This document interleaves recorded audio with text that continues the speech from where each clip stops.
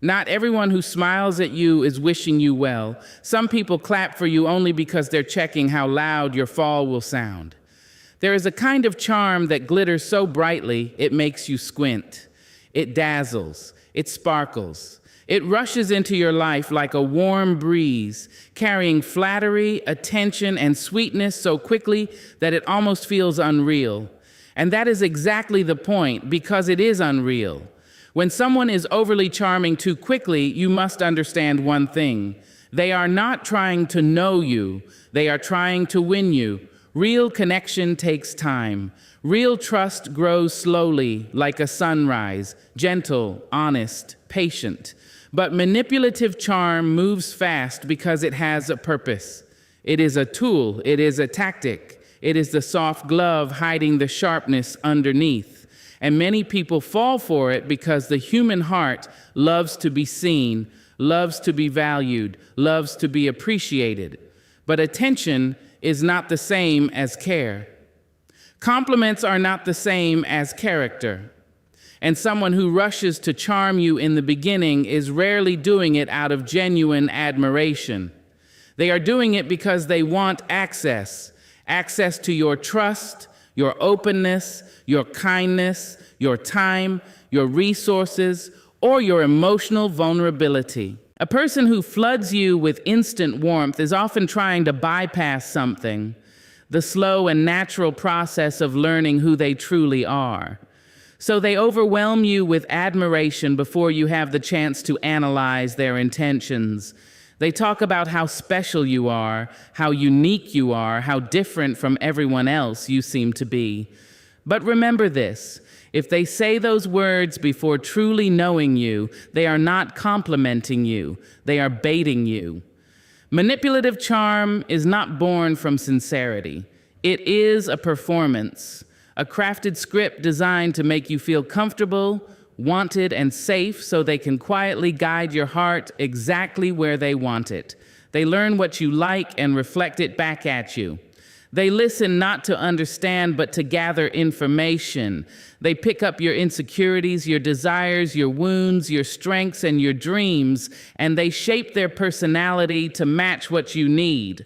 Suddenly, they become everything you ever hoped for, and that is precisely why it should concern you. Nobody becomes your entire wish list in a week. Nobody genuinely understands the depths of who you are after a few casual conversations. When someone rushes to charm you, they are not seeing you. They are seeing an opportunity. There is a softness in the heart that wants to believe people mean well. But not all kindness is born from goodness. Some kindness is calculated, some kindness is borrowed, rehearsed, and used as a disguise. And the fastest way to recognize false charm is to observe its speed. When it arrives too quickly, too intensely, or too confidently, it is rarely anchored in truth. People with authentic intentions take their time. They respect the natural pace of building trust. They do not rush to declare, to promise, or to predict what your connection will become. They move gently because they understand that real bonds grow strong only when built slowly. There is also a reason manipulators adore charm. It creates emotional debt. When someone showers you with praise, support, attention, and affection instantly, you begin to feel obligated. You feel grateful. You feel lucky. You feel seen. And gratitude can cloud judgment. It makes you overlook inconsistencies, ignore red flags, and silence your intuition. You tell yourself, maybe they're just a really good person, or maybe I finally found someone who understands me. But what you have actually found is someone who understands how to play the game. Many people confuse charm with character, but character is not loud, it is consistent. It shows up day after day without performance. Charm is loud at the beginning and silent at the end. Character is steady from the beginning until the end. Notice how overly charming people rarely give you time to think. They move the pace forward rapidly. They want more communication, more attention, more closeness, too fast. They don't want you to pause. They don't want you to reflect. They don't want you to listen to that small voice inside that whispers, "Something feels off." So they keep the compliments flowing. They keep the admiration thick. They keep the sweetness constant. But sweetness without sincerity becomes a trap. True kindness is gentle enough to give you space. Manipulative kindness is anxious and urgent because it is afraid that if it slows down, you will see the cracks beneath the surface. And you will, because the charm has an expiration date. Eventually, the mask becomes heavy, the performance becomes tiring, and the truth begins to show. But by that time, if you are not careful, you may already be emotionally attached, already invested, already questioning yourself instead of questioning their intentions. A person who is overly charming too quickly is not trying to build a relationship. They are trying to build a position. They want a place in your life that they have not earned. They want privileges they have not proven they deserve. They want trust they have not worked for. And charm is their shortcut. You must learn to look beyond the pretty words, look beyond the soft tone, look beyond the initial glow. Ask yourself, why are they rushing? Why are they so eager? Why are they already so intense? And remember, someone who is sincere is never in a hurry for you to believe them. Someone who is honest does not fear your hesitation. Someone who is genuine is comfortable with you taking your time, observing, listening, and deciding at your own pace. Because real people don't rely on charm, they rely on truth. When someone is overly charming too quickly, do not feel flattered. Feel cautious. Charm is easy, authenticity is rare, and anyone who tries to win you instantly is not looking for love, friendship, or connection. They are looking for control. If you ever feel yourself being swept too quickly into someone's charm, slow down, observe. Protect your spirit. You deserve sincerity, not strategy. You deserve honesty, not performance. And you deserve a connection that grows naturally, gently, truthfully, without the rush, the pressure, or the mask. There are people who speak like honey, smooth, warm, comforting, yet their actions taste bitter the moment they touch your life. Their words drip with promises, affection, admiration, and generosity. They know how to say everything your heart has longed to hear, everything your spirit once prayed for, everything your wounds hope might finally heal you. Their sweetness is not an accident, it is an instrument. It is a carefully crafted melody meant to lower your guard, soften your boundaries, and make you believe that this time, finally, someone truly understands you. But watch closely. Honeyed words do not always come from a generous soul. Sometimes they come from a calculating one. And one of the clearest signs that someone is fake or manipulative is the sharp contrast between what they say and what they actually do. Their language may be gentle, but their behavior reveals the truth. A person whose words are sweet, but whose actions are sour, often hides behind poetic speech. They know how to speak beautifully. They know how to sound loyal, empathetic, attentive, even wise. They can recite kindness like a script. They can mimic humility, perform respect, and imitate love. But watch what they do when the performance ends, when there is no audience, when there is no benefit for them, when there is no spotlight to nourish their ego. That is where their real self emerges. Sweet words are easy. They cost nothing. They demand no sacrifice, no effort, no discipline. Anyone can promise that they will show up. Anyone can tell you they care. Anyone can say they value you. But actions are currency. Actions demand honesty.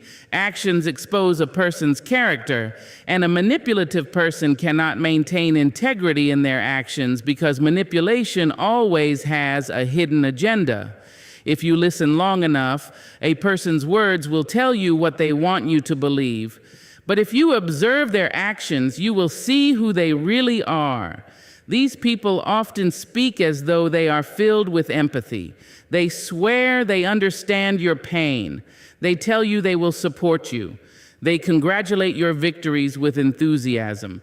They comfort your losses with tenderness. But when the moment comes where their presence could prove their sincerity, they vanish. Their empathy evaporates. Their support disappears. Their tenderness is nowhere to be found. They apologize with beautiful sentences, yet repeat the same harm without hesitation. They promise improvement, yet never change. They speak of commitment, yet choose convenience every time commitment demands sacrifice. Their behavior contradicts their declarations, and yet you stay confused because their words are so beautifully woven that you question your own perception. This confusion is not accidental, it is intentional. A manipulative person relies on your hope. They rely on your desire to see the good in them.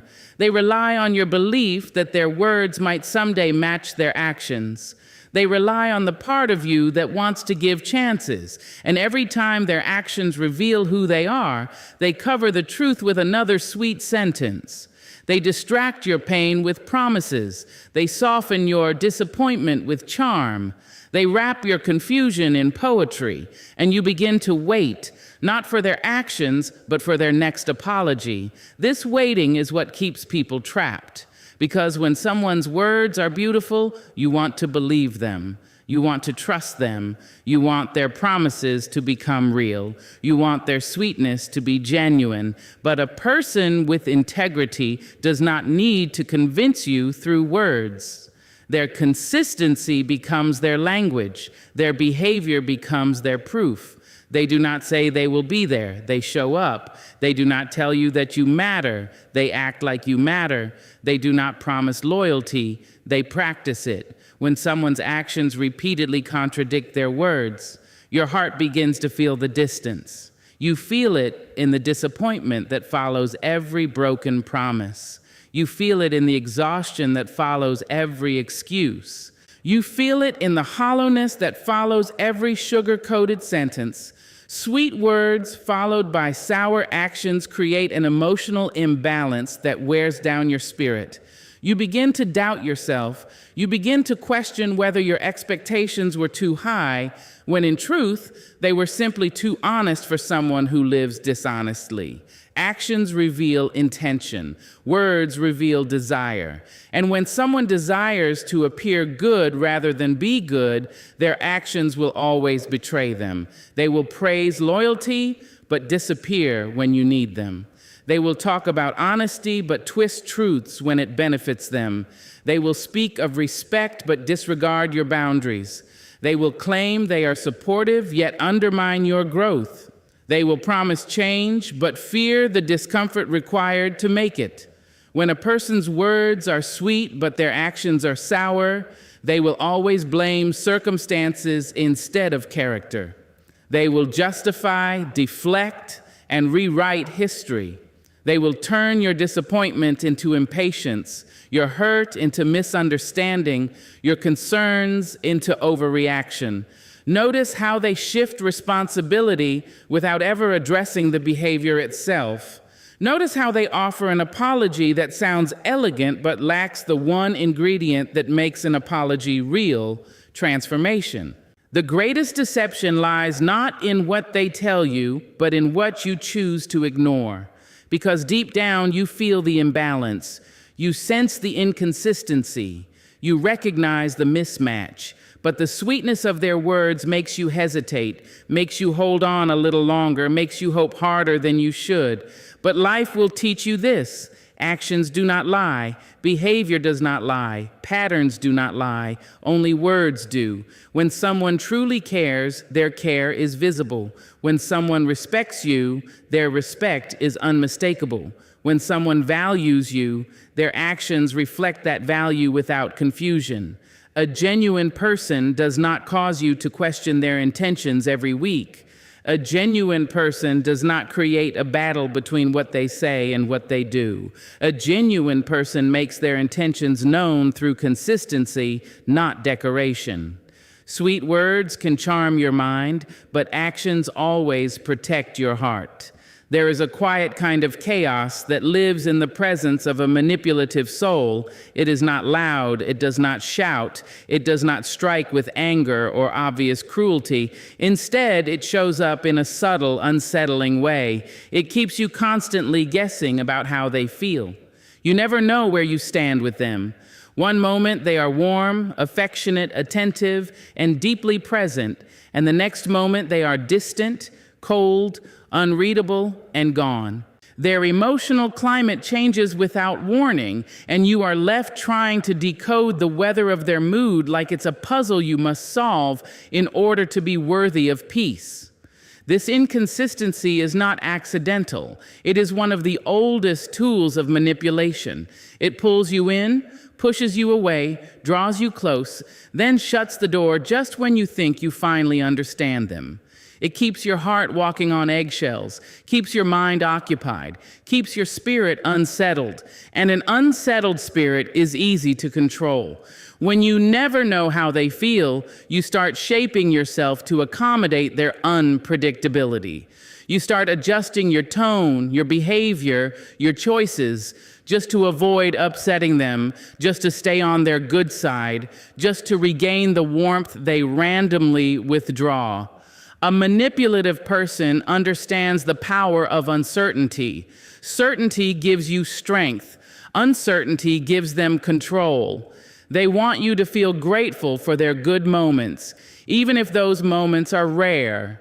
They want you to cling to the version of them that appears only occasionally, like sunlight through storm clouds.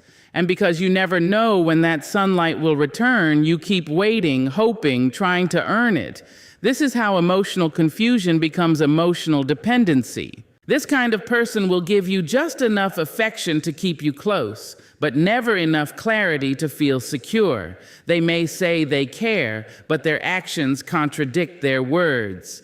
They may act loving one day, then dismissive the next. They may smile at you in the morning, then treat you like a stranger by evening. Every time they shift, you wonder what you did wrong. You wonder what changed. You wonder why their heart seems to open and close on a hinge you cannot see. But the truth is simple: nothing changed. You did nothing wrong. Their inconsistency has nothing to do with your worth and everything to do with their desire for power. A person who keeps you guessing about their feelings is not confused. They are deliberate. They know exactly what they are doing. People who genuinely care do not confuse you. They do not make you guess. They do not hide affection only to offer it in small, unpredictable doses. They are steady. They are clear. They are emotionally honest. But a manipulative person fears emotional honesty because honesty gives you the ability to walk away. So instead, they give you mixed signals, hoping to keep you emotionally unsteady. One of the most dangerous things about this behavior is how it mirrors addiction. Intermittent validation, affection given randomly, inconsistently, unpredictably, creates a psychological craving. Your mind starts chasing the next moment of warmth, the next moment of tenderness, the next moment when they briefly become the person you wish they were all the time. And because those moments are rare, they feel valuable. You convince yourself the connection is special, meaningful, or destined simply because it feels intense. But intensity is not connection. Confusion is not love. Uncertainty is not depth. A person who keeps you guessing is teaching you a lesson, even if you do not realize it at first. They are teaching you that your needs do not matter, that your feelings are secondary, that stability is too much to ask, that you must accept crumbs as if they are nourishment, that you must tolerate inconsistency as if it is normal. But none of this is normal. None of this is healthy. None of this is love. It is emotional erosion disguised as intimacy. People who keep you guessing often present themselves as mysterious, deep, or complicated. But in truth, they are simply avoidant. They withhold emotional clarity not because they are deep, but because clarity would require accountability. If they clearly expressed how they felt, they would no longer be able to play both sides, drawing you close when it benefits them, distancing themselves when it doesn't. So they hide their true emotions behind excuses. I'm just tired, I've just been busy, I'm going through something, you're overthinking, I didn't mean it that way. And while sometimes these things might be true, patterns tell the real story, and their pattern is inconsistency. They will keep you guessing until guessing becomes your habit. They will keep you doubting until doubt becomes your normal. They will keep you trying until trying becomes your identity. And slowly, without realizing it, your confidence dims, your peace weakens, your emotional balance tilts. You find yourself investing more effort into understanding them than into protecting yourself. You start to mistake their unpredictability for passion. You start to interpret their silence as depth. You start to believe that if you just love them harder, communicate better, give more, wait longer, or become more patient, they will eventually show you the steady affection you crave. But that moment never comes. Not because you are unworthy, but because their goal was never to offer consistency. Their goal was to maintain control. A person who keeps you guessing about their feelings teaches you the most dangerous lie, that you must earn affection. But real affection is not earned, it is given. Real connection does not disappear and reappear. Real people do not make you beg for clarity. They do not treat emotional transparency like a game. They do not create storms and then demand that you be grateful for the occasional ray of sun. When someone keeps you guessing about their feelings, they are showing you who they are, uncertain, unreliable, and emotionally unsafe. And while their inconsistency may confuse your mind, your spirit feels the truth. Your spirit feels the instability. Your spirit knows when someone's presence does not bring peace, but tension. Your spirit recognizes when love is not being offered, but when control is being exercised. There is a certain kind of person who drifts in and out of your life like a tide that only rises when it wants to collect, never to give. They move with a purpose, but that purpose is not connection. It is convenience. They know your softness, they know your generosity, they know your heart, so they return to you only when it benefits them. Their presence is not an expression of affection. It is a transaction disguised as care. And the tragic part is that in the beginning, you don't see it. You mistake their sudden appearances for effort, their sporadic messages for interest, their temporary warmth for sincerity. But over time, a pattern emerges, and once you see the pattern, you cannot unsee it. They do not reach out because they miss you. They reach out because they miss what you can offer. These are the people who remember your number only when they need a favor, a listening ear, a safe space, a financial lift, or a moment of emotional shelter. They come alive when they are empty and vanish when they are full. When life is kind to them, they forget you. When life becomes difficult, they suddenly remember your name, your kindness, your steady spirit. And maybe you forgive it the first time, and the second, and the third, because your heart is generous, because you believe in giving, because you want to be there for people, and there is beauty in that, but giving turns into self-betrayal when someone uses your compassion as a ladder only to climb out of their darkness and leave you behind in yours. A person who only reaches out when they need something is not building a relationship. They are establishing a pattern of extraction. They have learned that you will answer, that you will help, that you will show up. They know you are made of the kind of strength that does not boast and the kind of love that does not ask for repayment. And so they take and take and take. They send messages that begin with flattery. I was thinking of you, or you always give the best advice, or you're the only one I can trust. But beneath those words lies a request, a need, a burden they want you to carry. Their kindness is not genuine. It is a doorway. Their sweetness is not affection. It is a strategy. They know how to dress their needs in softness so you don't immediately see the taking behind it. But observe the timing. They contact you when they need guidance, but where are they when you need support? They call you when they feel lonely, but where are they when you feel unseen?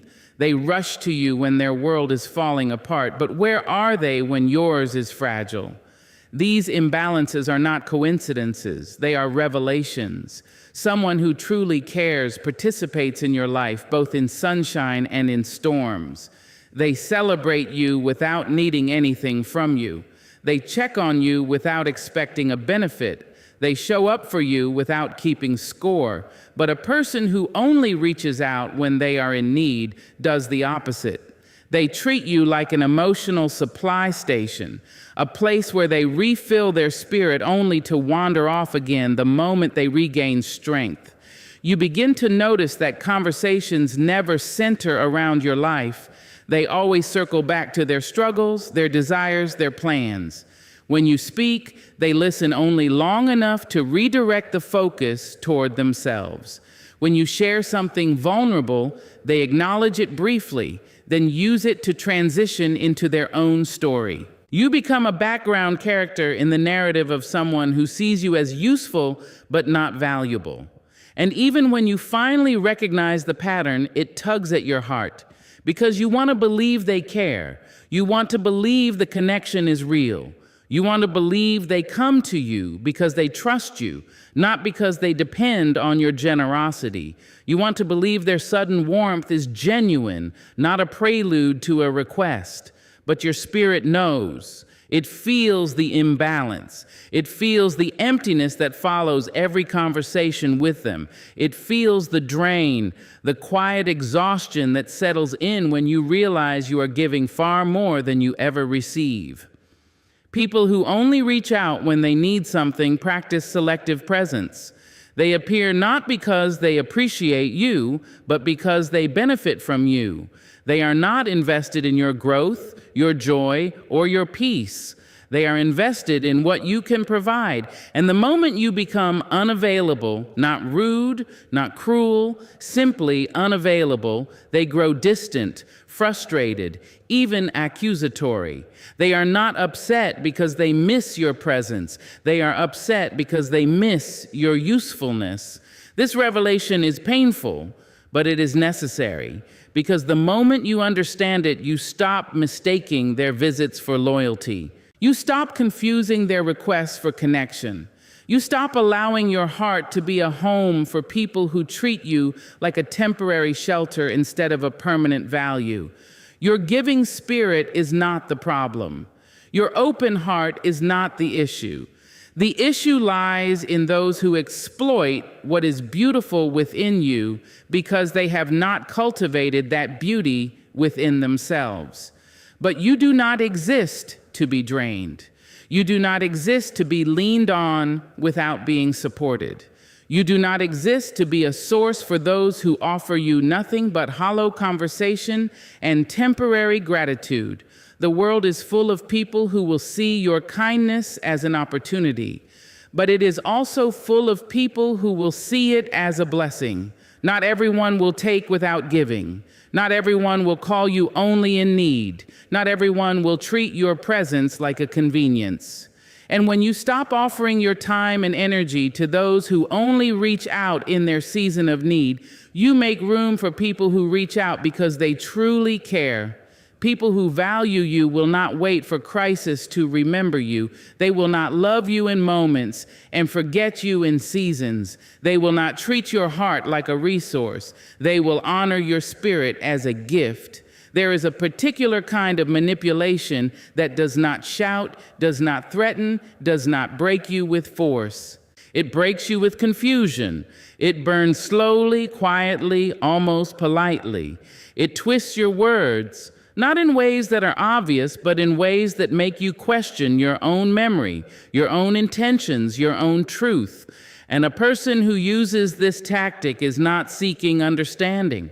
They are seeking control. When someone twists your words, they are not trying to hear you. They are trying to shape your meaning into something they can use against you. They take the softness of what you said, the sincerity of what you expressed, the vulnerability of what you shared, and they bend it. They reshape it. They cut it into a version that paints you as unreasonable, emotional, dramatic, or ungrateful. And the more they twist your words, the more you begin to wonder if maybe they're right. This is how self-doubt is born. Not from your own thoughts, but from someone else's distortion of them. A manipulative person knows exactly how to shift a conversation. They know how to listen selectively, how to highlight one sentence while ignoring the whole story, how to exaggerate your tone, how to reinterpret your intentions.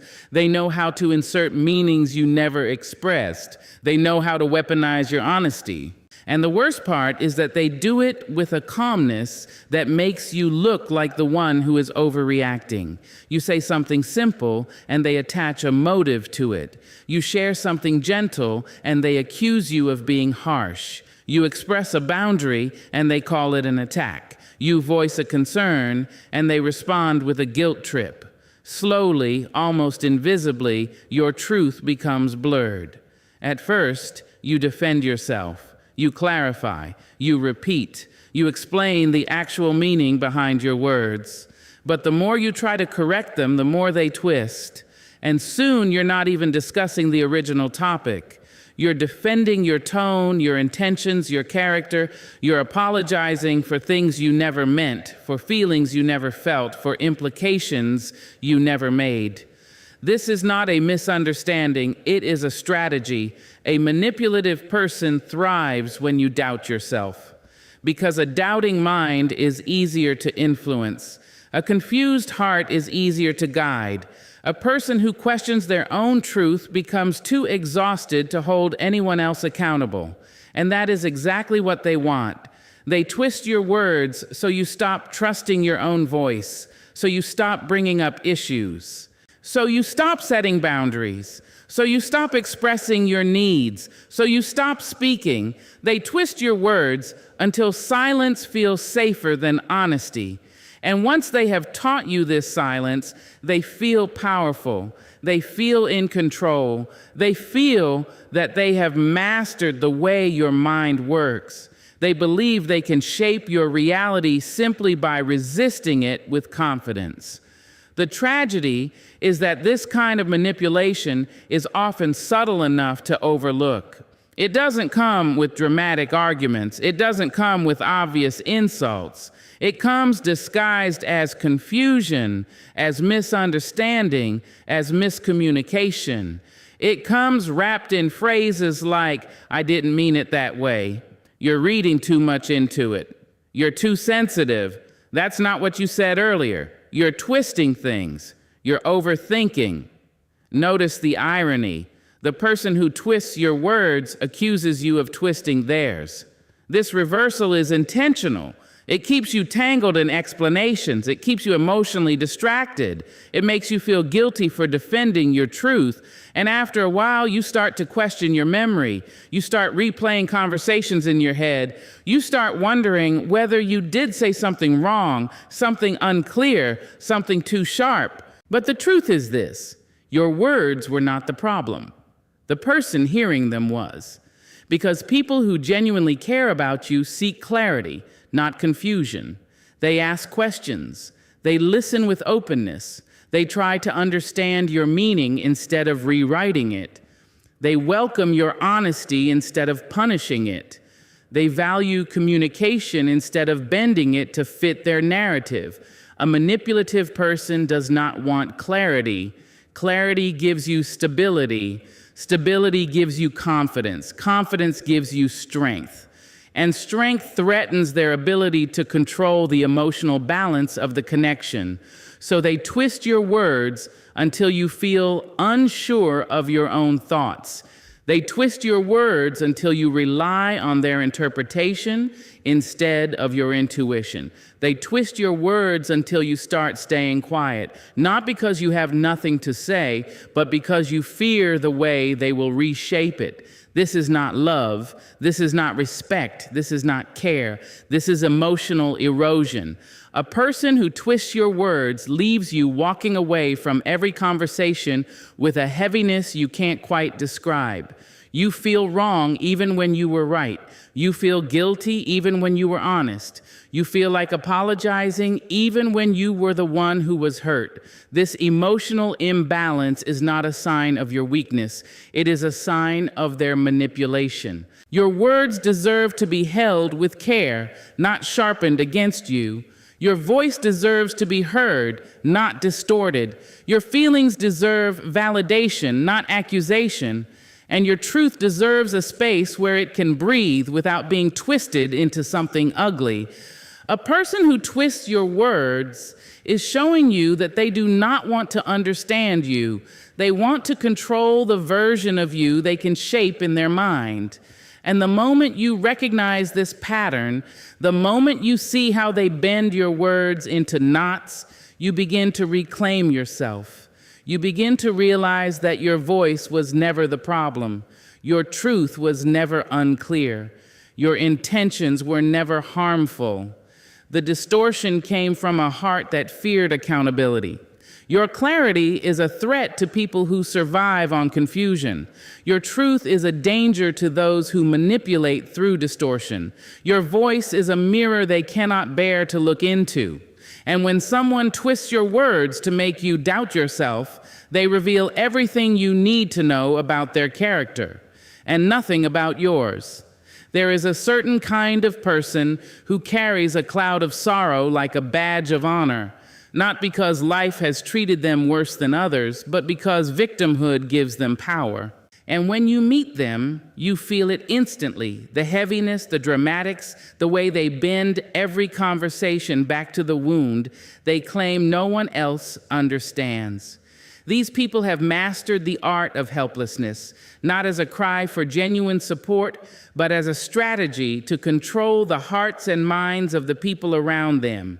They play the victim in every story because as long as they are the one hurting, they never have to be the one accountable. You will notice how every tale they tell begins with someone betraying them, disappointing them, attacking them, or failing them. They are always the one who gave too much, trusted too deeply, tried too hard. And maybe at first, you believe them. Because compassion is natural to you. You feel pulled toward their pain, eager to lift it off their shoulders, eager to show them that not every soul is out to harm them. But soon, as their stories continue, patterns emerge. Somehow, in every chapter of their past, every person they have known ends up painted as the villain. Not one friend, not one partner, not one colleague escapes their brush of blame. And that is when a quiet alarm begins to ring inside you. It doesn't ring loudly at first. It whispers, it nudges, but it is enough to make you wonder, how is it possible that a single person encounters so many enemies, yet bears no responsibility in any of those conflicts? How is it that every relationship they describe ends in betrayal, and yet they have never once questioned their own behavior? This is when the truth begins to peek through the curtain. People who play the victim do so because it shields them from the work of self-reflection. It is easier to dramatize the pain than to admit their role in causing it. When they speak with passion. They know how to tremble their voice, how to sigh at the perfect moment, how to look wounded enough to trigger sympathy from even the strongest hearts. It is a performance, one they've practiced for years. They know that when someone sees them as fragile, the world softens around them. Expectations lift, responsibilities fade, accountability dissolves. The victim mask is their protection, their manipulation, and their way of keeping control without ever appearing controlling. And if you are not careful, you begin to adjust yourself around them. You watch your words more closely, you soften your tone, you apologize even when you've done nothing wrong. You carry their emotional weight on your back, slowly allowing your own needs to shrink, your own voice to quiet, your own boundaries to dissolve. Because every time they hurt, they make you feel responsible. Every time they suffer, they imply you had a hand in it. And every time they crumble, you become the one expected to pick up the pieces. This is the subtle power of someone who plays the victim. It is not loud, not aggressive, not obvious. It is quiet manipulation, emotional seduction. They condition you to believe that their well-being depends on your choices. They condition you to think that stepping away equals harming them. And so you stay. You stay longer than your spirit can endure. You give more than your energy can afford. You shrink yourself so they can feel larger. You silence yourself so they can feel heard. You bleed compassion while they swallow it without ever offering anything in return. But here is the truth that liberates you. A person who plays the victim is not looking for healing. They are looking for control. Healing requires self-awareness, honesty, accountability, humility, things they are not willing to embrace, because the moment they stop being the victim, they must face the damage they too have caused. They must face the friendships they sabotaged, the relationships they drained, the conflicts they created, and that kind of honesty is too heavy for them. So they choose the easier path, the path of innocence, the path of blame, the path of rehearsed suffering. If you remain close to them long enough, you notice something else. They never celebrate you. They never uplift you. They never acknowledge your struggles because your pain disrupts the narrative that only they are hurting. In their world, there is room for only one wounded soul at a time, always them. And the moment your life requires attention, they twist the conversation back to their troubles. They cannot allow you to be supported because then they lose their grip on your empathy. They need to be the center of emotional gravity at all times. And when you finally express your concerns, when you finally set a boundary, when you finally say, "This doesn't feel right," watch how quickly they crumble into dramatics. Watch how they tell others how you've hurt them, how you've abandoned them, how you've misunderstood them. They will rewrite the entire history of your relationship in a single breath. Not because they believe it, but because it protects their identity. To them, accountability feels like an attack. A boundary feels like betrayal. A request for mutual respect feels like cruelty. And yet, even in the face of all this, your heart may ache for them. You may feel guilt at stepping back, guilt at watching them play the same role with someone new. But remind yourself, compassion does not require self-sacrifice. You can love someone from afar. You can wish them healing without being their emotional cushion. You can care without carrying. If someone plays the victim in every story, let it be the greatest clue you need. Not because they are evil, not because they are heartless, but because they are unready. Unready to grow, unready to take responsibility, unready to meet you in the mutual space where real relationships are built. Your duty is not to fix them. Your duty is to free yourself. There comes a moment in every relationship, whether personal or professional, when you must draw a line that says, "This is where I end and you begin." A line that honors your dignity, your peace, your values, your emotional space. Healthy people recognize this line and respect it. They understand that boundaries are not barriers, but bridges, pathways that allow two people to meet with clarity and mutual respect. But a manipulative person, a fake soul wearing the disguise of closeness, will never appreciate the boundary you place. In fact, your boundary becomes their enemy. They dislike your boundaries because your boundaries expose them. They are used to operating in a world where your silence gives them permission, where your kindness offers them access, where your guilt becomes their leverage. When you finally say no, or I'm not available, or I need space, you disrupt the script they've been directing. And for the first time in your interaction, they feel something they cannot tolerate: loss of control. Notice what happens the moment you begin to honor yourself. Their entire energy shifts. Suddenly, the warmth they once offered cools. The compliments they showered you with become scarce. They begin to question your loyalty, your commitment, your intentions. Not because you've done something wrong, but because you've acted in a way that shows you are not theirs to manage.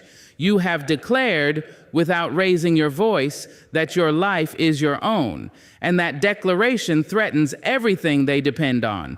A person who dislikes your boundaries will try to convince you that you're being unreasonable. They will try to make you feel guilty for asking for space, time, clarity, or respect. They might say, "Why are you acting different?" Or, "You never used to have a problem with this before," or, "I thought we were close." Their goal is simple: to make your boundary feel like betrayal. They want you to second-guess your right to protect your own heart.